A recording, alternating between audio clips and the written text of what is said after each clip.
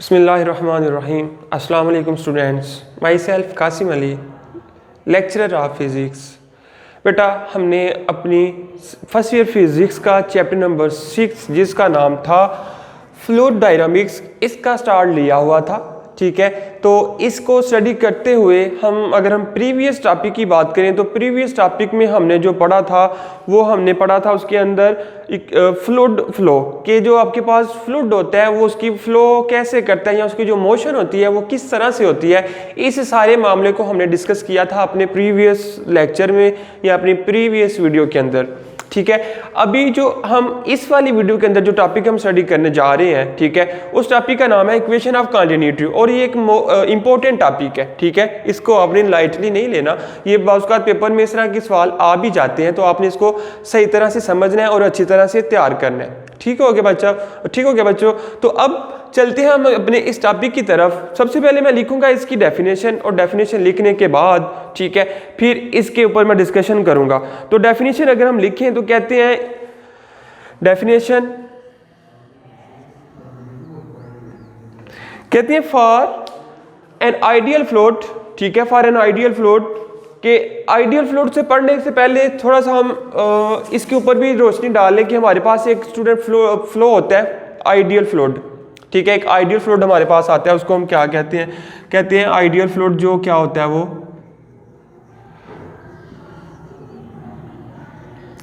Ideal fluid के मतलब हमें पता होना चाहिए। कहते हैं the fluid is non viscous. जो आइडियल फ्लूइड होता है वो नॉन विस्कस होता है कि उसकी विस्कासिटी नहीं होती। The fluid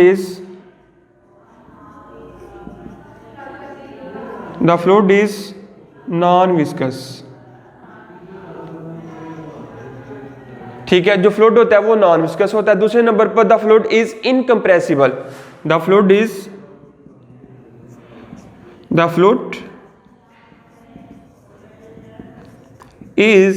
incompressible. जो फ्लूइड होता है वो कंप्रेसिबल नहीं होता बल्कि इनकम्प्रेसिबल होता है कि उसको हम कंप्रेस नहीं कर सकते। ऐसे फ्लूइड फ्लो को भी हम क्या कहते हैं? Ideal fluid. फिर कहते हैं the fluid motion is steady. The motion of fluid is steady, कि वो स्टेडी मोशन में मूव करता है। The fluid motion is steady. The fluid motion is steady, कि उसके जो फ्लूइड की जो मोशन होती है वो स्टेडी होती है, यानी स्टेप बाय स्टेप आगे वो मूव करता है। ठीक होगी बात? फिर कहते हैं जो इर्रेशनल फ्लो होता है, ठीक है, इर्रेशनल फ्लो भी क्या होता है? वो भी एक आइडियल फ्लो होता है। तो बच्चों ये था हमारे पास एक आइडियल फ्लो के मतलब कि 4 इसकी टाइप्स लिखी। कहते हैं जो ऐसा फ्लो जो नॉन विस्कस हो वो भी क्या कहलाता है? आइडियल फ्लो कहलाता है। फिर हमने बात की कि ऐसा फ्लूइड जो इनकम्प्रेसिबल हो, ठीक है, इनकम्प्रेसिबल हो, वो भी क्या कहलाता है? Ideal fluid. फिर हमने कहा कि फ्लूइड की जो मोशन है वो स्टेडी हो, ये भी क्या कहलाता है? Ideal fluid. फिर इर्रेशनल जो फ्लो होता है वो भी क्या कहलाता है? एक ideal fluid.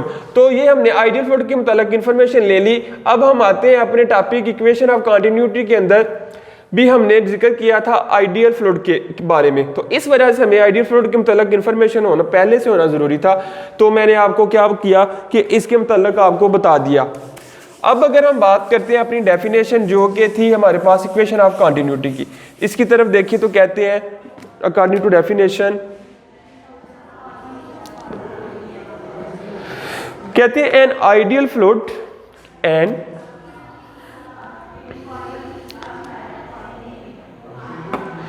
Ideal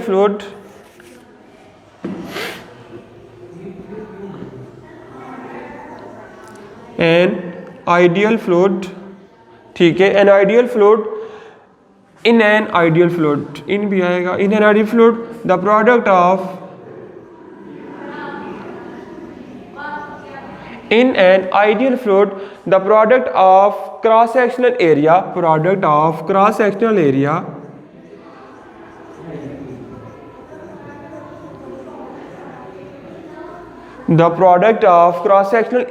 of the pipe cross sectional area of the pipe and the fluid speed and the fluid speed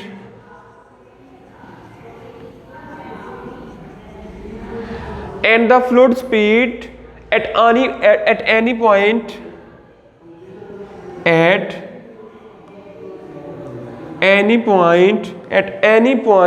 along the pipe is constant.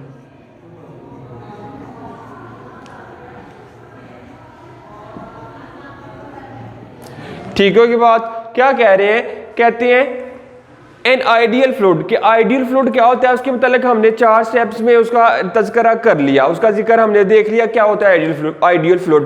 कहते हैं कि आइडियल फ्लूइड में the product cross sectional area of the pipe at the fluid speed, के area और speed के दरमियान जो product आता है, किसका, पाइप का एरिया आता है और फ्लूइड की जो स्पीड आती है, उन दोनों का अगर हम प्रोडक्ट ले तो क्या होता है, at any point along the pipe is constant. वो क्या होता है, कांस्टेंट होता है। पाइप के किसी भी पॉइंट के ऊपर अगर आप ले लें तो वो क्या होगा, कांस्टेंट होगा। फिर से सुने, कहते हैं कि आइडियल फ्लूइड के अंदर अगर आपके पास की फ्लूइड मूव कर रहा है तो आप क्या देखते हैं कि पाइप, अगर सपोज एक पाइप के अंदर से वो मूव कर रहा है तो आप देखते हैं कि पाइप का जो क्रॉस सेक्शनल एरिया होता है, जो उसका एंड होता है जिधर से पानी गुजर रहा होता है, ठीक है, क्रॉस सेक्शनल एरिया और जो फ्लूइड उसके अंदर से मूव कर रहा है उसकी स्पीड, इन दोनों का आप ले लिए प्रोडक्ट, तो किसी भी पॉइंट पर अगर आप देखेंगे तो वो कांस्टेंट ही होगा। ठीक होगी बात। ये था हमारे पास डेफिनेशन किसकी, एक इक्वेशन ऑफ कंटिन्यूटी की। अगर हम डायग्राम ड्रा करें इधर, तो डायग्राम कहते हैं आपके पास क्या आएगी,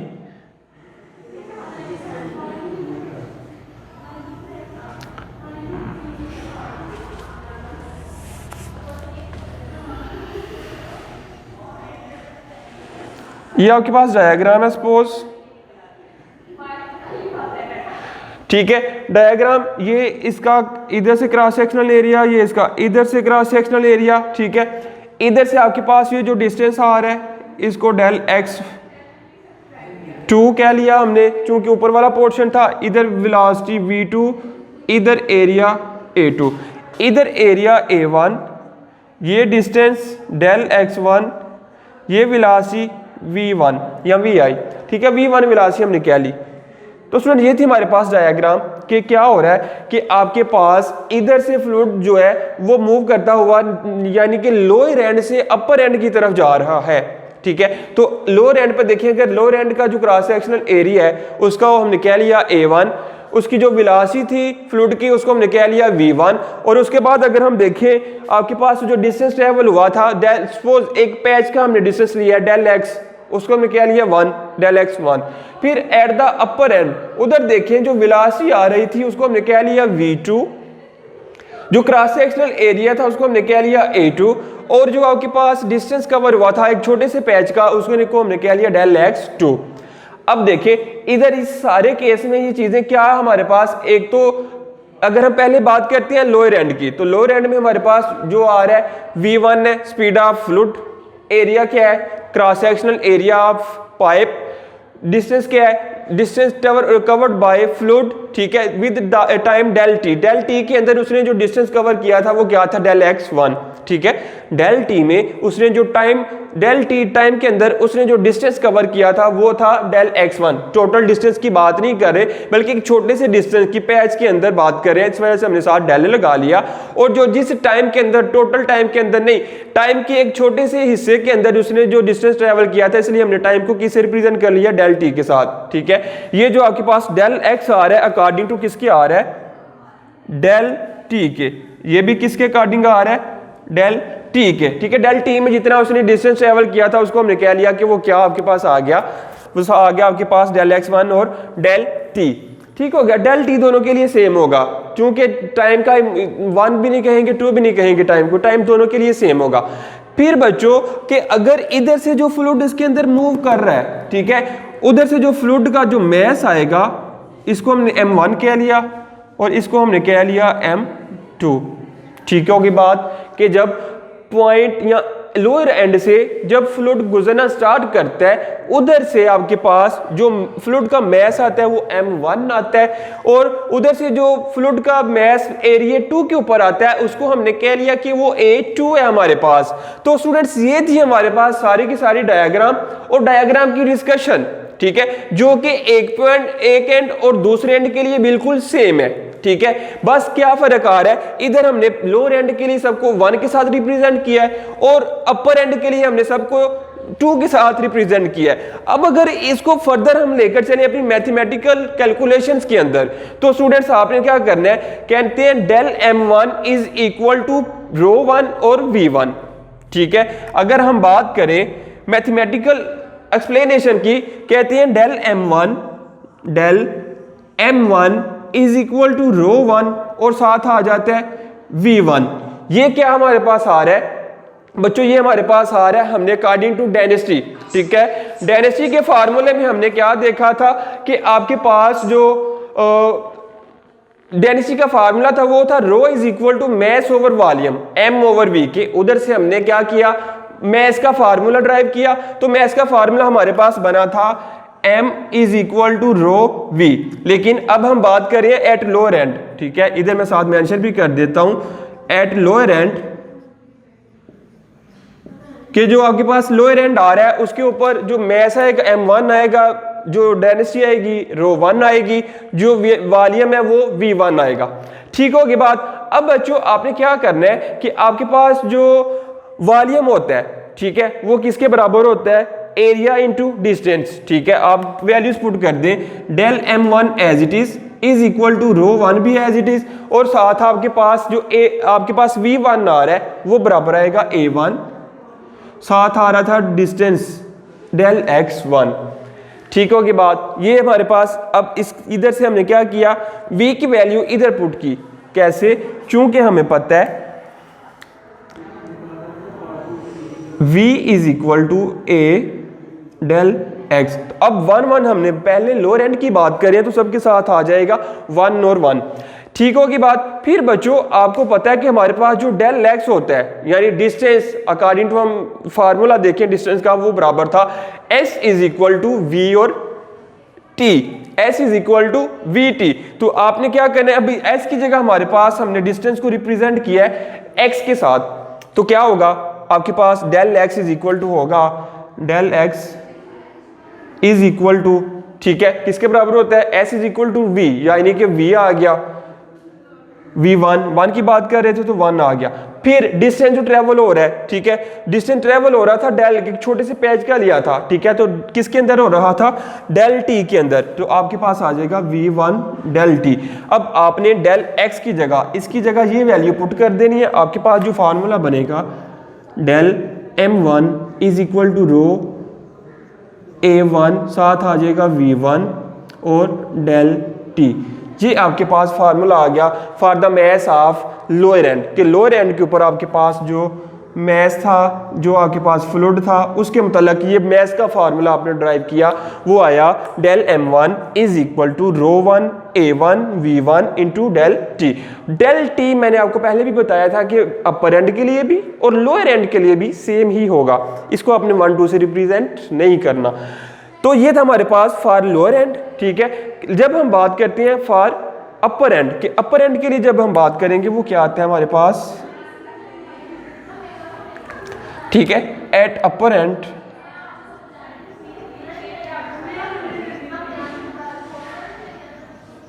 कि अपर एंड के ऊपर क्या होगा, ठीक है।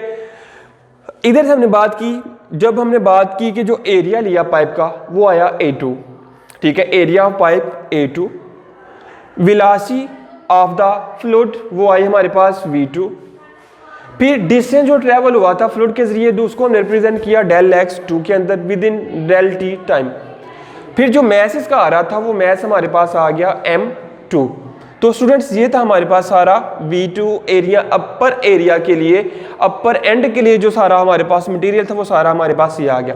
अब जिस तरह हमने इधर लिखा था del m1 is equal to ρ1 v1, उसी तरह हम आगे भी फर्दर इसको ड्राइव करेंगे। आपके पास क्या आएगा डेल m2, जिस तरह हमने m1 निकाला उसी तरह m2 निकालेंगे, del m2 is equal to rho two और साथ आ जाएगा V2। फिर अगर हम V की वैल्यू पुट करें del M2 is equal to rho two, आपके पास आ जाएगा A1 डेल X1। फिर अगर हम डेल M2 का फार्मूला निकालें वो बनेगा रो टू A2 V2, ठीक है, ये छोटा v है विलासी वाला, V2 साथ आ जाएगा इसके डेल T, चूंकि डिस्टेंस जो ट्रेवल हुआ था वो डेल T के अंदर ट्रेवल हुआ था, कवर हुआ था। ये आपके पास आ गया M2 का फार्मूला, एक M1 का ये वाला, एक M2 का, वो दोनों हमने कैलकुलेट कर लिए। अब कहते हैं if the fluid is incompressible, यानी कि आइडियल हो, एंड फ्लो इज स्टेडी, कि जो फ्लूइड है वो जो आपके पास फ्लूइड आ रहा है वो इनकम्प्रेसिबल हो, ठीक है, फ्लूइड इज इनकम्प्रेसिबल इफ, ये मैं लिख ही देता हूं, if fluid is incompressible and flow is steady, और जो फ्लो आ रहा है आपके पास वो कौन सा आ रहा है, स्टेडी आ रहा है, and flow is steady, flow is steady, the mass of fluid is conserved, the mass of fluid is conserved, कि जो आपके पास फ्लूइड का मैस आ रहा है वो क्या आ रहा है, कंजर्व आ रहा है, यानी कि चेंज नहीं हो रहा। मतलब कि जितना उसका मैस एट लोअर एंड था उतना ही उसका मैस एट अपर एंड भी आएगा, यानी लोअर एंड और अपर एंड के लिए जो उसका मैस है वो दोनों क्या होगा, बराबर होगा, एक दूसरे के इक्वल होगा। कहते हैं the mass that flows into the bottom of the pipe through A1 in time del T must be equal to the mass of the liquid that flows out through A2 in the same time, ठीक है, दोनों एक दूसरे के क्या होंगे, mess conserve का मतलब यह है कि M1 मैस और M2 मैस एक दूसरे के इक्वल आएंगे। तो हम लिख सकते हैं del M1 is equal to del M2, del M1 is equal to del M2। तो आप दोनों की वैल्यूज पुट करें, रो 1 A1 V1 और साथ आ जाएगा del T is equal to rho 2 A2 V2 और साथ आ जाएगा डेल T। अब देखिए बच्चों डेल T दोनों तरफ सेम आ रहा है, ठीक है, हम क्या करेंगे, दोनों तरफ से डेल T के साथ कट आउट कर देंगे, तो आपके पास जो रिमेनिंग टर्म बचेगी वो बचेगी rho 1 A1 V1 is equal to rho 2 A2 साथ आ जाएगा V2, ये आपके पास टर्म बाकी आ जाएगी। कहते हैं this is called the equation of continuity, this is called the equation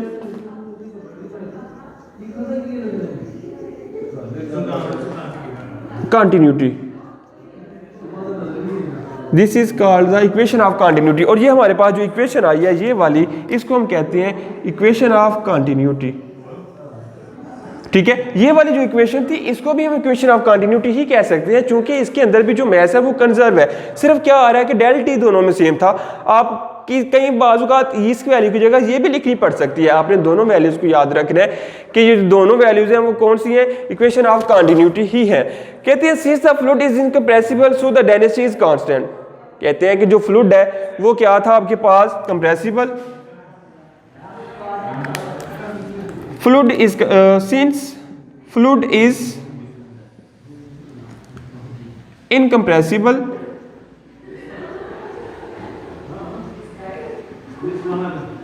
incompressible के जो डेंसिटी आपके पास होगी, डेंसिटी इज कांस्टेंट, यानी rho 1 is equal to rho 2 is equal to row.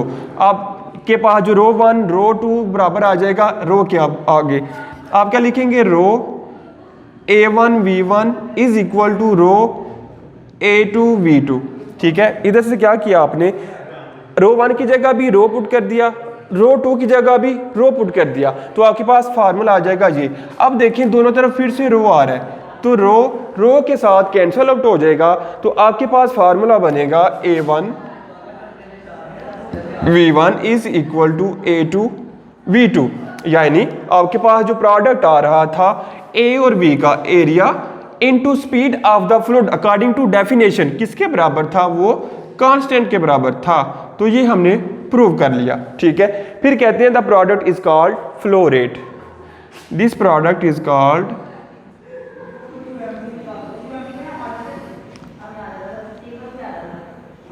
This product is called flow rate.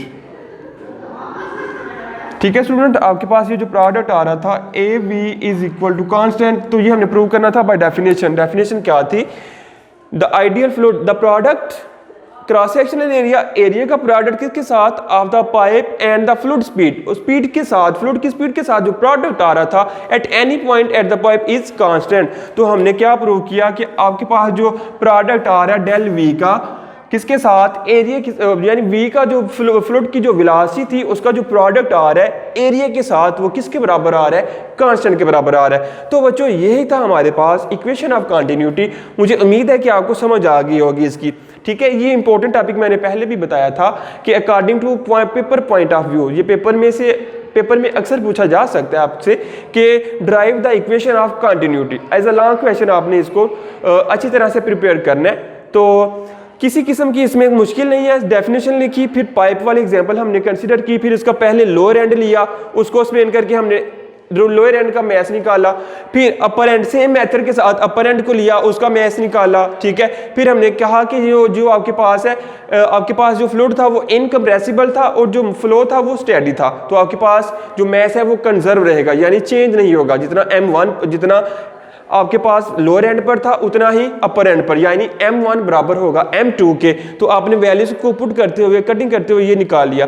फिर चूंकि fluid हमने कहा कि वो इनकम्प्रेसिबल है, तो आपके पास जो डेंसिटी आती है वो क्या आती है? कांस्टेंट आती है, यानी ρ1 बराबर है ρ2 के, वो बराबर है रो के। तो हमने इस फार्मूले के अंदर ρ1 ρ2 की जगह खाली रो पुट किया, तो फिर दोनों तरफ से कैंसिल आउट हो गया, तो आपके पास ये फार्मूला आ गया। तो जिसको हमने कहते हैं कि बाय डेफिनेशन के जो product of area and speed of fluid is equal to constant. तो स्टूडेंट्स यही था हमारा टॉपिक आज का, जिसका नाम था equation of continuity. I hope कि आपको समझ आ गई होगी। मिलते हैं हम अपनी अगली वीडियो में अपने नेक्स्ट टॉपिक के साथ। तब तक के लिए मुझे इजाजत दीजिए। अल्लाह हाफिज। वीडियो पसंद आई तो लाइक करें, अपनी राय कमेंट करें। ऐसे ही मजीद वीडियोस के लिए हमारा चैनल सब्सक्राइब करें और बेल का आइकन दबाएं ताकि आपको हर वीडियो का नोटिफिकेशन मिलता रहे।